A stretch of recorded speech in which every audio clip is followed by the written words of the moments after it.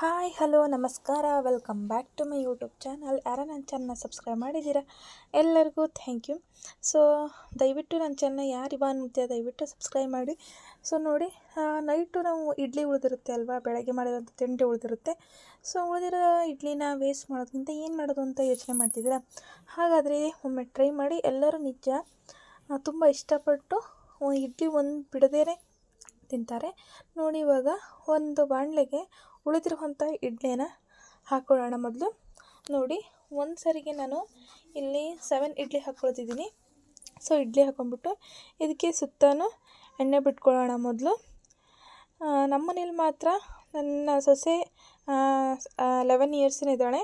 ಹಾಗೆ ನನ್ನ ಮಗಳು ಇನ್ನೂ ಚಿಕ್ಕವಳು, ಅಂದರೆ 1.5 ವರ್ಷದವಳು. ಅವಳಿಗೂ ಕೂಡ ಈ ರೆಸಿಪಿ ತುಂಬ ಇಷ್ಟ ಆಯಿತು. ಇಷ್ಟಪಟ್ಟು ಅಮ್ಮ ಅಮ್ಮ ಅಂತ ಹೇಳಿ ತಿನ್ನಿಸ್ಕೊಳ್ತಿದ್ಲು.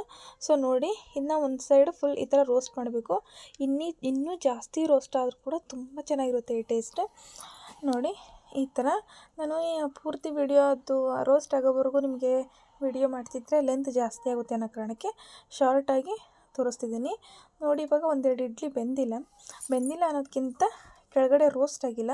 ಬಟ್ ಇಲ್ಲಿ ಉಳಿದಿರೋ 4 ರೋಸ್ಟ್ ಇದನ್ನು ಅದು ಹಾಗೆ ತಿನ್ನಲಿಕ್ಕೆ, ಬಿಸಿ ಇದ್ದಾಗಲೇ ಹಾಗೆ ತಿನ್ನೋಕ್ಕೆ ತುಂಬ ಚೆನ್ನಾಗಿರುತ್ತೆ. ಆರಾದಮೇಲೆ ಅದು ತುಂಬ ರಫ್ ಬರುತ್ತೆ. ಸೊ ಬಿಸಿ ಇದ್ದಾಗಲೇ ತಿನ್ನಬೇಕು. ನೋಡಿ, ಎರಡೂ ಕಡೆನೂ ನಾನು ಚೆನ್ನಾಗಿ ಈ ಥರ ರೋಸ್ಟ್ ಮಾಡ್ಕೊಳ್ತಿದ್ದೀನಿ. ಇನ್ನೂ ಜಾಸ್ತಿ ರೋಸ್ಟ್ ಮಾಡಿಕೊಂಡ್ರೆ ಇನ್ನೂ ಚೆನ್ನಾಗಿರುತ್ತೆ ಅನ್ಬೋದು. ನೋಡಿ, ಈ ಥರ ಮಾಡ್ಕೊಳ್ತಿದ್ದೀನಿ. ಈ ರೆಸಿಪಿನ ನಾವು ನೈಟ್ ಅಥವಾ ಬೆಳಗ್ಗೆ ಇಡ್ಲಿ ಚೆನ್ನಾಗಿದ್ದರೂ ಕೂಡ ವೇಸ್ಟ್ ಮಾಡ್ದೇ ಈ ಥರ ಮಾಡ್ಕೊಳ್ಬೋದು. ಇವಾಗ ನಾನು ಇದನ್ನು ಒಂದು ಪ್ಲೇಟ್ಗೆ ಎತ್ತಿಡ್ತಿದ್ದೀನಿ. ಸೊ ಮತ್ತು ನಾನು ಜಾಸ್ತಿ ಇಡ್ಲಿ ಉಳಿದಿತ್ತು, ಹಾಗಾಗಿ ಸಂಜೆ ಎಲ್ಲರಿಗೂ ಮಾಡಿಕೊಡ್ತಿದ್ದೀನಿ ಇದನ್ನು.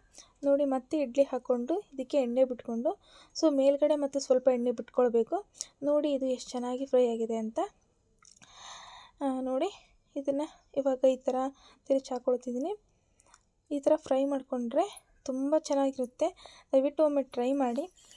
ಇದು ಕಾಯಿ ಚಟ್ನಿ ಹಾಗೂ ಸಾಂಬಾರು ಜೊತೆ ತುಂಬ ಚೆನ್ನಾಗಿರುತ್ತೆ. ದಯವಿಟ್ಟು ನನ್ನ ಚಾನಲ್ನ ಇನ್ನೂ ಯಾರ್ಯಾರು ನೋಡ್ತಿದ್ದೀವಿ ಲೈಕ್ ಮಾಡಿ, ಶೇರ್ ಮಾಡಿ, ಹಾಗೆ ಕಮೆಂಟ್ ಮಾಡಿ. ಪ್ಲೀಸ್ ಸಬ್ಸ್ಕ್ರೈಬ್ ಮಾಡಿ. Thank you. ಮತ್ತೆ ಬೇರೆ ವಿಡಿಯೋದಲ್ಲಿ